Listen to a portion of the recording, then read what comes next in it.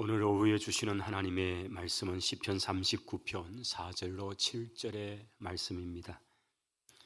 시편 39편 4절부터 7절까지 말씀입니다. 주어진 말씀을 우리 같이 읽도록 하겠습니다. 4절부터 7절입니다. 여호와여, 나의 종말과 연한이 언제까지인지 알게 하사 내가 나의 연약함을 알게 하소서.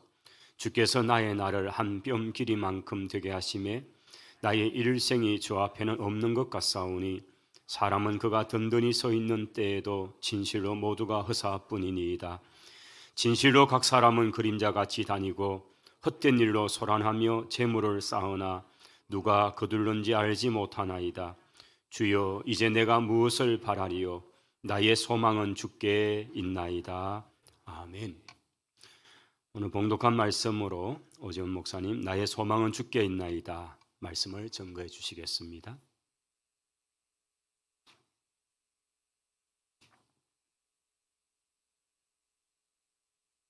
할렐루야. 하나님은 우리를 사랑하시는 줄 믿습니다. 그러면 여러분들도 하나님을 사랑하십니까? 바보 같은 질문인 것 같습니다. 최근에 제가 들은 말 중에 이런 말이 있습니다. 우리 사회가 왜 이렇게 교회, 기독교를 힘들게 할까? 어느 분이 그렇게 말씀하시더라고요. 예수를 제대로 안 믿어서 그렇다고. 교회가 욕을 얻어먹고 교회가 분란이 일어나고 또 여러 가지 문제로 어려워하고 이런 일들은 다 예수님을 제대로 안 믿기 때문에 이런 일들이 일어난다. 농담 반 진담 반으로 얘기하는데 사실 진담으로 들리기도 합니다. 하나님은 어제나 오늘이나 영원하게 동일하신 줄 믿습니다. 사랑의 하나님께서 이 시간 이 자리에 우리와 함께 계시는 줄 믿습니다. 오늘 말씀을 통하여서 하나님을 만나는 저와 여러분이 될 수 있기를 소망합니다. 우리 예배드림이 기쁨입니다. 예배의 성공자가 됩시다. 우리 옆에 분과 한번 인사하겠습니다. 예배의 성공자가 됩시다.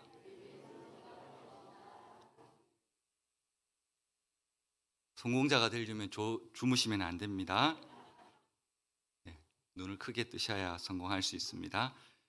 오늘 말씀의 제목은 나의 소망은 주께 있나이다입니다. 우리 세상 사람들은 모두가 행복한 삶을 살기를 원합니다.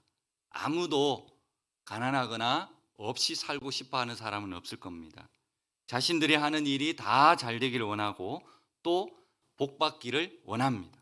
그러나 우리가 기억해야 할 것은 이 세상 것을 아무리 많이 가진다고 해도 그것이 우리에게 행복을 가져다 주지 않습니다. 행복이라는 것은 가진 것 소유에 있지 않기 때문입니다. 돈을 많이 벌면 행복할 것 같습니다. 돈이 쌓이는 만큼 근심도 쌓입니다. 세상 권력을 얻으면 행복할 것 같지만 높은 자리에 올라가면 올라갈수록 더 책임감이 커집니다. 마음고생도 많이 합니다. 이처럼 세상 것들로는 우리에게 참 만족을 주지 못합니다. 참된 기쁨과 참된 만족, 참된 행복은 온 우주 만물을 지으시고 다스리는 우리 하나님께로부터 오는 줄 믿으시기 바랍니다. 오늘 시편 39편은 인생의 무상함을 깨달은 다윗이 하나님께 노래하는 찬양 시입니다. 이 시를 쓰게 된 배경은 다윗이 어려움을 당하고 있다라는 것을 우리에게 보여주고 있습니다. 극심한 고통이 있는데 근데 그것이 무엇인지는 명확하게 알 수는 없고 다만 이제 여러 주석가들이 다른 해석을 말하고 있습니다. 자신의 육신의 병고 때문에 신음하는 그래서 이 시를 썼다라는 견해도 있고요. 그것은 이제 12절에 가서 보시면 여호와여 나의 기도를 들으시며 나의 부르짖음에 귀를 기울이소서 내가 눈물을 흘릴 때에 잠잠하지 마시옵소서라고 말씀하고 있죠. 그래서 다윗이 상당한 지금 고통을 받고 있지 않은가 이렇게 보는 견해. 또 다른 견해는 다윗이 이 반란군, 그 반란군이 누구이냐면 바로 자신의 아들이죠. 아들 압살롬의 이 반란에 의해서 갑자기 공격을 받고 피난하여서 정신적으로 육체적으로 극심한 고통 가운데 쓴 시다라고도 얘기합니다. 그것은 이제 사무엘하 15장 30절에 가면 다윗이 갑작스러운 반란군의 공격으로 급히 피난하기 때문에 머리를 가리우고 맨발로 울며 감람산으로 갔다라는 기록이 있기 때문에 그렇게 보는 견해죠. 근데 이렇든 아니면 뭐 이 견해든 저 견해든 다 다윗이 겪었던 사실입니다. 다윗은 하루아침에 왕의 자리를 잃었습니다. 왕궁을 맨발로 떠나야 했습니다. 산속에서 이슬을 맞으며 뜬 눈으로 밤을 지새우며 새우잠을 자야 했습니다. 다윗에게 이 모든 것이 아픔이겠죠. 그렇지만 그것보다 더 다윗을 아프게 한 것은 바로 사랑하는 아들의 반란이기 때문에 더 마음이 아픈 것일 겁니다. 현재 다윗처럼 이런 환경이라든지 아니면 먼저 말씀드렸던처럼 우리 육신의 어떤 질병으로 인한 극심한 어떤 고통을 받고 있든지 아니면 원수들이 기회가 있는 대로 자기의 그 생명을 해하고자 하는 그런 상황이라도 누구라도 절망할 수밖에 없고 피가 날 수밖에 없는 그런 상황 아니겠습니까? 그러나 다윗은 그 허무함과 절망 속에서 하나님에 대한 소망으로 그 위기를 넘어가고 있습니다. 우리가 읽진 않았지만 1절에서 3절을 한번 보시면 그런 뜻을 보여주죠.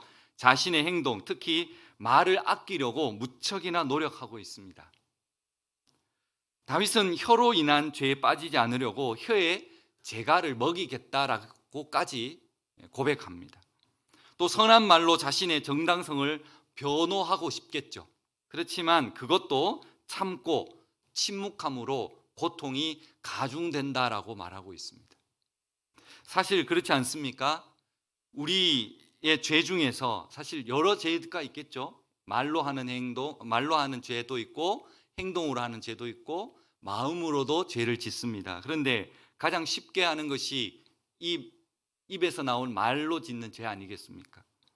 사람은 마음에 쌓는 것, 또 선한 사람은 선한 것을, 악한 사람은 악한 것을 그 입으로 말하게 됩니다. 마음속에 있는 그 감정을 그대로 쏟아내면 일시적으로는 마음이 참 시원할 수도 있을 수 있습니다. 담아두면 병이 될 수도 있으니까요. 근데 우리가 하고 싶은 말, 옳은 말을 한다고 다 무엇이든 그 문제가 해결이 되겠습니까? 내가 하고 싶은 말을 그 사람에게 한다고 그 사람이 진짜 변화가 되겠습니까? 학교 선생님하고 엄마의 공통점이 있습니다. 무엇이겠습니까? 잔소리입니다. 근데 그 잔소리라기보다는 옳은 말을 기분 나쁘게 하는 말입니다. 분명히 옳은 말이죠. 엄마의 잔소리, 선생님의 잔소리. 분명히 옳은 말인데 들으면 들을수록 기분이 나쁩니다. 우리 어머님들 자녀들 잔소리 많이 하죠. 저도 잔소리 할 때 있는데 그 잔소리 때문에 그 아이가 변화가 될까요? 그렇지는 않겠죠. 진짜 잔소리 때문에 변화가 된다면 우리 아이들 정말 착한 아이, 내가 원하는 아이로 그렇게 컸을 겁니다. 우리도 그렇게 컸지 않았는데 바로 옳은 말을 하는데 기분이 나쁘다. 그러면 기분 나쁘게 할 바에야 옳은 말을 하지 않는 게 낫지 않겠습니까? 맞습니다. 옳은 말이라고 다 좋은 결과를 가져다 주지 않는다는 겁니다. 내일부터 잔소리가 좀 줄을 수도 있겠습니다. 저도 참 옳은 소리 하기를 좋아합니다. 왜냐하면 성격이 그렇거든요. 그러니까 철두철미해야 하고 이게 딱 들어맞아야 되고 또 이렇게 되지 않으면 왜 이렇게 안 됐냐고 이렇게 따질 수도 있고 옳은 소리 하기를 좋아합니다. 그런데 그렇게 옳은 소리를 해도 좋아지는 것이 아니라 더 분위기가 나빠지고 문제 해결은 잘 되지 않는다는 거죠. 그럼 차라리 침묵하는 게 낫겠죠. 옳은 소리 하는데 왜 해결이 안 될까요? 어느 목사님이 이에 대한 답변을 주시더라고요. 그 답변이 고린도전서 13장 1절입니다.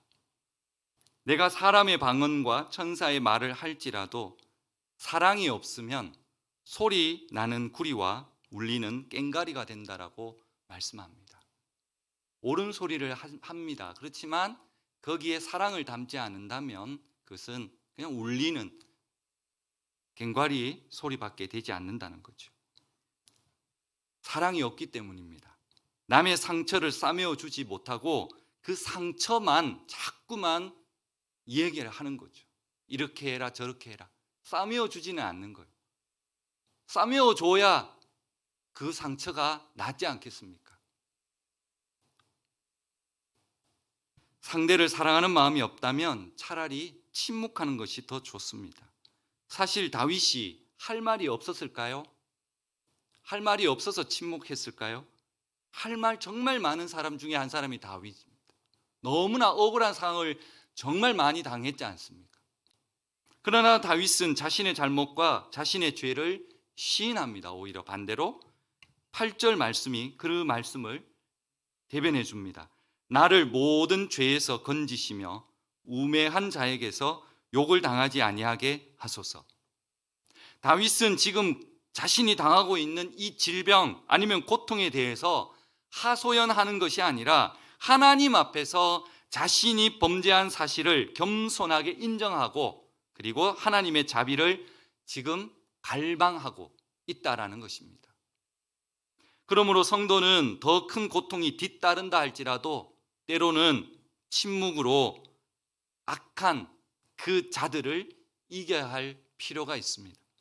때가 되면 하나님께서 분명히 해결해 주실 줄 믿으시기 바랍니다. 그러니 우리가 하나님만 바라보아야 되지 않겠습니까? 2절 3절 말씀을 다시 한번 보십시오. 다윗은 신앙적 침묵으로 인해서 그 마음이 뜨거워지고 생각하면 생각할수록 억울함이 북받쳐 오른다고 말합니다. 그렇지만 그 감정을 주위 사람들에게 쏟아내고 있지 않습니다.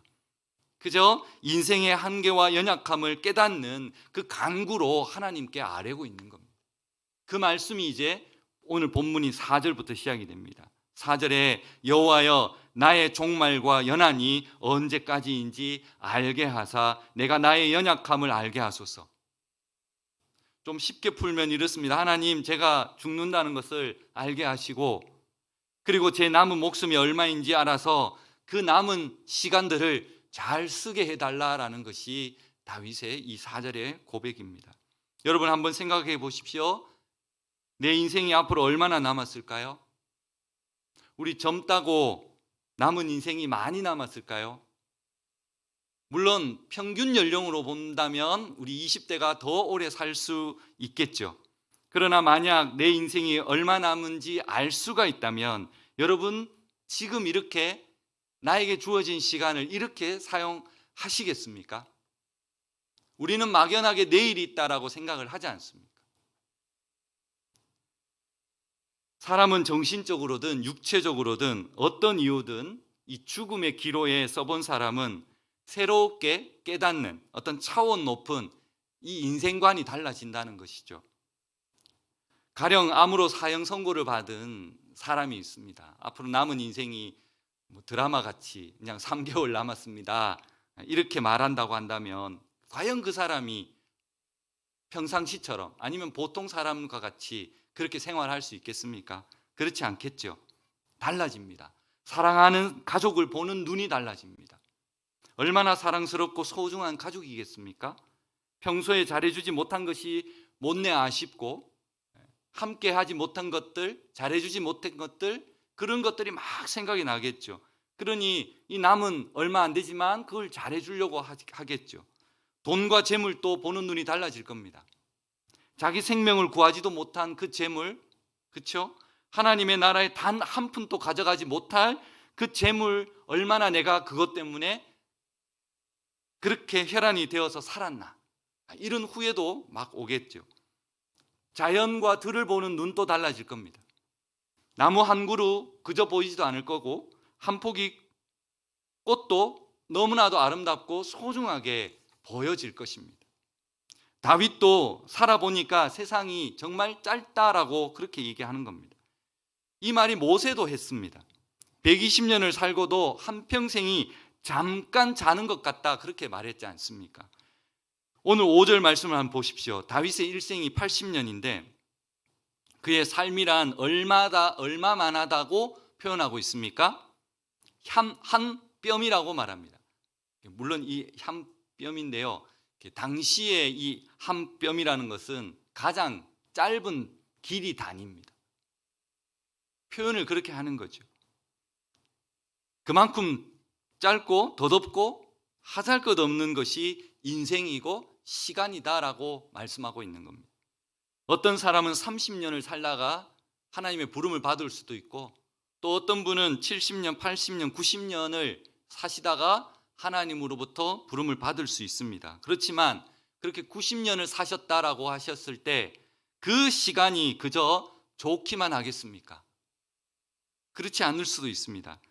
나이 많으신 우리 권사님, 집사님은 어찌 보면 젊은이들보다, 저희들보다 더 책임이 무거울지도 모르겠습니다.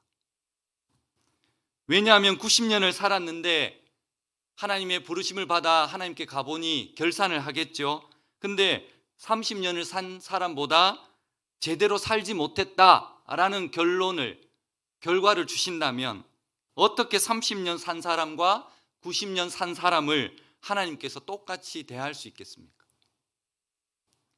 우리는 언젠가 반드시 우리가 사용한 이 시간에 대해서 주님 앞에 반드시 결산할 때가 있을 것입니다. 그래서 우리는 우리에게 주어진 이 시간 사용하는 것을 깊이 생각하지 않으면 안 될 줄 믿습니다. 다윗도 자신의 주어진 이 시간에 최선을 다하여 다윗은 살았습니다.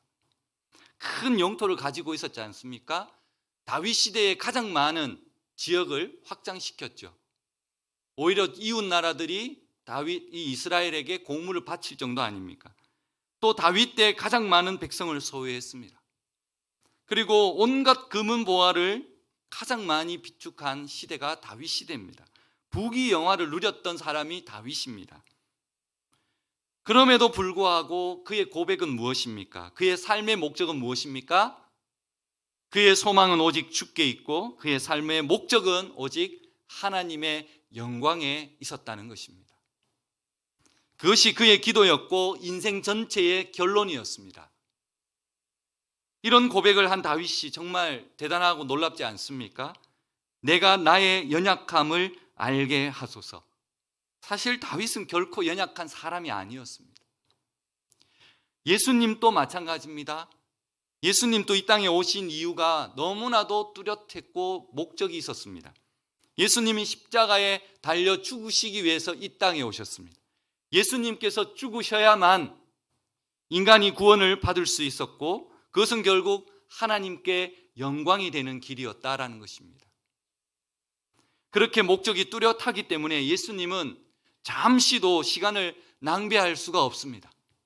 공생의 3년 내내 유대와 사마리아와 갈릴리로 다니시면서 전국을 다니시면서 천국 전파를 하시고 병자들을 고치시고 제자들을 가르치셨습니다. 예수님은 조금도 헛된 시간을 보내지 않고 사셨습니다. 저나 여러분이나 다윗이나 예수님이나 생의 목적은 똑같습니다. 어떻게 살든지 하나님께 영광을 받으셔야만 한다는 것이죠. 인생의 목적이 뚜렷하지 않으니까 시간도 인생도 어디에다 초점을 맞추고 살아야 되는지 모르고 사는 사람이 많은 겁니다. 내가 예수님을 몰랐을 때는 당연히 나를 위해서 시간을 썼겠죠. 나를 위해서 인생을 허비했겠죠. 그러나 내가 그리스도를 영접한 후로는 나 역시 그리스도와 함께 십자가에 못 박힌 겁니다. 그래서 나를 사랑하사 자기 몸을 버리신 그 하나님의 아들을 믿는 그 믿음으로 사는 줄 믿으시기 바랍니다. 그렇다면 이제부터는 나의 모든 말이나 생각이나 행동이나 시간 모두 주님께 초점이 맞춰져야 하는 줄 믿습니다. 바로 그 모습이 하나님께 영광을 돌리는 모습인 줄 믿습니다. 유대인 속담에 이런 말이 있습니다. 모든 사람은 죽는다는 사실을 알지만 그것을 믿으려 하지 않는다라는 말씀이 있습니다. 유대인들 뿐이겠습니까? 인생이 짧고 영원한 것은 어디에도 없다는 것을 모르는 사람이 어디 있습니까? 그러나 이것을 아는 것과 아는 대로 살아가는 것은 전혀 별개의 문제입니다. 생각대로 일이 잘 되고 건강하고 성공하면 자신이 마치 모든 것을 이룬 것처럼 그렇게 착각하고 삽니다. 대단했던 과거의 날들을 회상하며 거기에서 헤어나지 못하는 사람들도 많이 있습니다. 5절 후반절을 보십시오. 사람은 그가 든든히 서 있을 때에도 진실로 모두가 허사뿐이다 라고 말씀합니다. 즉 든든히 서 있을 때, 모든 것이 뜻대로 이루어질 때도 마찬가지 모든 것이 헛되다라고 마치 전도서에 있는 말씀을 옮겨놓은 것 같습니다. 사람들은 인간의 한계를 극복하기 위해 자신의 성을 쌓아가고 또 다른 사람들과 비교 우위를 하고 또 그것 때문에 그것으로 자신의 위안을 삼기로 하겠지만, 그러나 그 모든 것들이 그림자와 같은 그런 인생, 햇빛이 비추면 그림자가 있겠죠. 그러나 햇살이 사라지면 그 그림자도 사라지게 된다는 것을 우리는 꼭 기억해야 합니다. 이런 사람은 염려와 근심에 가득 찬 그런 사람들이겠죠. 심리학자들이 걱정에 대한 연구 결과가 있습니다. 근데 이 자료를 찾아보려고 했는데 어디서 나온지는 잘 모르겠습니다. 근데 떠도는 이야기는 굉장히 많습니다. 한 번쯤은 다 들어봤을 이야기입니다. 사람들의 걱정거리 가운데 40%는 실제로 일어나지 않는 일입니다. 40% 하니까 잘 짐작이 안 되시죠? 이거는 제가 얼마 전에 우리 딸한테 들었는데요. 우리 어른들, 기존 세대들은 현실적인 걱정을 해요. 예를 들어서 문제가 잘 이루어질까, 잘 될까, 어떤 무슨 일을 하는데 이 일이 잘 될까, 안 될까, 이런 현실적인 걱정을 하는데 우리 젊은 세대들은 좀 다른 걱정을 합니다. 사고가 날 걱정을 한다는 거죠. 차를 타고 가다가 차가 어디 처박지 않을까, 계단을 올라가는데 계단이 꺼지지 않을까, 그렇게 걱정하시는 분은 젊으신 겁니다. 그런 걱정을 한다는 거예요. 근데 더 재미있는 거는 MZ세대 때는 더 이상한 걱정을 하는 겁니다. 좀비가 어디서 나타나지 않을까, 행성이 돌다가 지구와 부딪히지 않을까, 종말이 오지 않을까, 하여튼 전혀 상상하지 못하는 그런 것들을 우리 젊은 친구들을 걱정하고 있다라고 합니다. 일어나지 않는 일 40%를 가지고 걱정합니다. 또 있습니다. 30%는 이미 과거에 있던 일을 지금 끌어와 가지고 걱정한다고 이게 바뀌는 것도 아닌데 걱정하고 있다는 거죠. 또 있습니다. 10%가 있는데요. 실제로 걸리지 않았는데 걸리지도 않을 병을 미리 염려한다는 것이 10%입니다. 그러면 합이 몇 프로입니까? 계산 못 하시는 분은 잠시 졸았죠. 80%죠. 40%, 30%, 10%, 80%. 80%는 걱정한다고 그것이 바뀌지 않는다는 겁니다. 아무리 걱정해도 바뀌지 않는 겁니다. 그러니 그것을 붙잡고 살고 있으니 얼마나 힘들고 스트레스를 받는 겁니까? 여러분 스스로에게 한번 물어보십시오. 주일 오늘 아침부터 여러분 분주하게 움직였습니다. 무슨 일로 분주한지는 본인들이 더 잘 알겠죠. 저도 마음적으로 오늘 큰 일이 있는데 그것 때문에 상당히 분주했었습니다.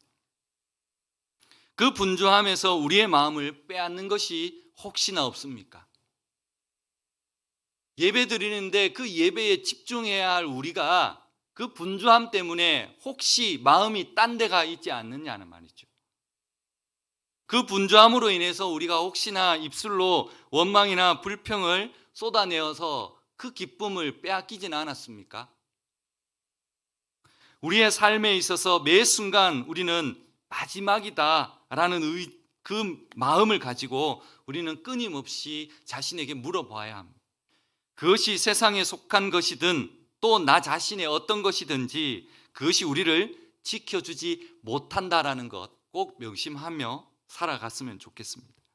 다윗은 6절에서 인생의 모습을 좀 더 실감나게 표현합니다. 인생의 모습을 세 가지로 묘사하죠.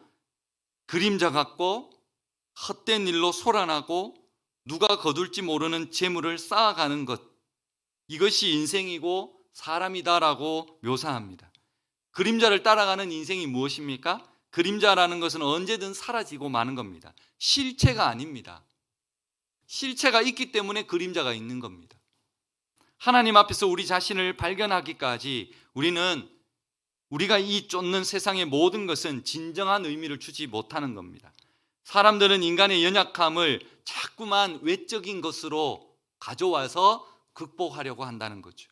예를 들면 인류의 위대한 업적 가운데 하나가 중국의 만리장성입니다. 만리장성은 본래 흉노족, 북방민족들이 쳐들어오지 못하도록 중국의 제나라부터 시작해서 진나라 때까지 만들어졌습니다. 지금부터 한 2000년 전에 만들어진 것이 만리장성입니다. 거대한 성입니다. 그 길이가 6352km, 어느 정도인지 모르시겠죠? 서울에서 부산을 20번 왕복한 거리입니다. 엄청난 거리입니다. 성이 얼마나 긴지 17개 자치주가 걸쳐져 있습니다. 우리로 따진다면 17개 도가 이렇게 걸쳐져 있다 생각해 보십시오. 굉장하죠? 가보셨습니까? 아무도 못 가보신 것 같습니다. 저도 아직 못 가봤습니다. 문제는 그게 중요한 게 아니라 그렇게 거대한 성을 지었음에도 불구하고 나라를 지키지 못했다는 겁니다. 적군의 뇌물을 받은 문지기가 문을 열어줘 버렸기 때문입니다. 얼마나 허무합니까? 오늘날 또 수많은 사람들이 이렇게 각자의 자기의 성을 쌓고 있습니다. 물질로 쌓든 권력으로 쌓든 명예나 가정이나 건강으로 어떤 거든 자기의 그 성을 쌓고 있습니다. 그렇지만 결국은 죽음이라는 그 무서운 현실 앞에서 그 모든 것들이 무너지고 만다는 것이 인간의 모습입니다. 참으로 강한 사람은 자신의 연약함과 자신의 무능함과 자신의 어리석음을 아는 사람인 줄 믿습니다. 내 힘으로 무엇을 하려 하는 것은 바로 인간의 어리석음입니다. 이스라엘 민족을 애굽으로 인도한 모세가 그러했습니다. 모세는 애굽에서 노예로 고통을 당하는 동족, 해방의 꿈을 꾼 사람이죠. 그러나 모세는 애굽에서 40년 동안 그 왕자의 모든 것을 배웠지 않습니까? 섭렵했지 않습니까? 근데 그 모든 지식을 가지고 있었음에도 불구하고 애굽 한 사람을 죽이는 것으로 만족해야 했습니다. 모세는 이 일로 인해서 미디안 광야로 40년간 망명자의 삶을 살았습니다. 어느덧 모세의 나이가 80세가 되었습니다. 민족 해방의 꿈이 있었는데 그 꿈이 없어지는, 그러니까 사라지는 것처럼 느끼지 못했겠죠. 그때 하나님은 80세 노인이 된 이 모세를 하나님이 부르십니다. 유일한 방법, 바로 하나님께 절대적인 소망을 품을 수밖에 없다라는 것을 깨닫게 된 거죠. 이로 인해서 모세는 민족 해방의 위대한 역사의 쓰임을 받게 된 것입니다. 오늘 말씀의 다윗도 마찬가지입니다. 오늘 오직 소망은 하나님께 있음을 깨달았습니다. 7절 말씀입니다. 주여, 이제 내가 무엇을 바라리요? 나의 소망은 주께 있나이다. 변하는 세상에 상대적인 이 위안을 찾는 것이 아니라 바로 하나님 앞에서 영원히 변치 아니하는 그 의미를 찾고, 또 하나님 앞에 이렇게 고백한 다윗을 우리는 볼 수 있습니다. 왕으로서 모든 것을 누렸던 다윗, 사울뿐만 아니라 자식에게까지 쫓겨다니면서 죽음의 그 고비를 수없이 넘겼던 그 다윗의 고백이 오늘 우리에게 말씀해 주고자 합니다. 어디에 소망을 두어야 하며 무엇을 바라보아야 하며 어떻게 우리가 깨닫게 되었는지를 우리에게 묻고 있는 것입니다. 오직 하나님 안에서 발견하는 그 소망을 다윗은 우리에게 말씀하고 있습니다. 시편 42편 5절에도 동일한 고백이 있습니다. 내 영혼아, 내가 어찌하여 낭망하며 낙심하며 어찌하여 내 속에서 불안해하는가? 너는 하나님께 소망을 두라. 나는 그가 나타나 도우심으로 말미암아 내 하나님을 여전히 찬송하리로다. 할렐루야. 소망이 있다면 오늘을 왜 살아가야 하는지 그 의미를 발견하게 되는 것입니다. 허무와 죽음에 굴복하는 것이 아니라 새로운 생명을 우리는 하나님께로 노래할 수가 있는 것입니다. 말씀을 맺겠습니다. 사랑하는 성도 여러분, 짧은 인생 속에서 목적지 없이 방황하는 그런 인생이 아니라 분명한 목적지를 향해서 달려갈 수 있는 그런 소망을 가진 사람이 될 수 있기를 소망합니다. 오늘 다윗의 위대한 고백이 우리의 고백이 되기를 소망합니다. 주여, 이제 내가 무엇을 바라리요? 나의 소망은 주께 있나이다. 이 소망이 있다면 어떤 상황에서도 우리는 낙심하지 않을 것입니다. 우리의 소망이 되시는 예수 그리스도, 오늘도 주님이 주시는 이 소망으로 하늘을 향해 감격함과 기쁨을 노래하며 살아갈 수 있기를 소망합니다. 마지막으로 찬양을 한번 불러봤으면 좋겠습니다. 인생의 진정한 소망은 하나님을 만날 때 시작되는 줄 믿습니다.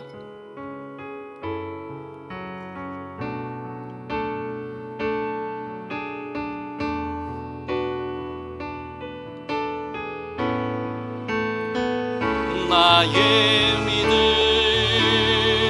주께 있네. 십자가 능력이 내 영광 되었네. 주께서 우리를 승리케 하셨네. 나의 능력, 나의 소망 주께 있네. 우리 같이 한번 부르겠습니다. 나의 믿음 주께 있네. 십자가 능력이 내 영광 되었네. 주께서 우리를 승리케 하셨네. 나의 능력, 나의 소망 주께 있네. 우리 한 번 더 찬양합시다. 나의 믿음 주께 있네. 십자가 능력이 내 영광 되었네. 주께서 우리를 승리케 하셨네. 나의 능력, 나의 소망 주께 있네. 하나님 감사합니다. 나의 기쁨은 어디에서 오는 것입니까? 나의 소망은 어디에 두고 있습니까? 나의 생명 되신 주님을 우리 밤낮 찬송을 드려도 늘 아쉬운 마음 있게 하여 주옵소서.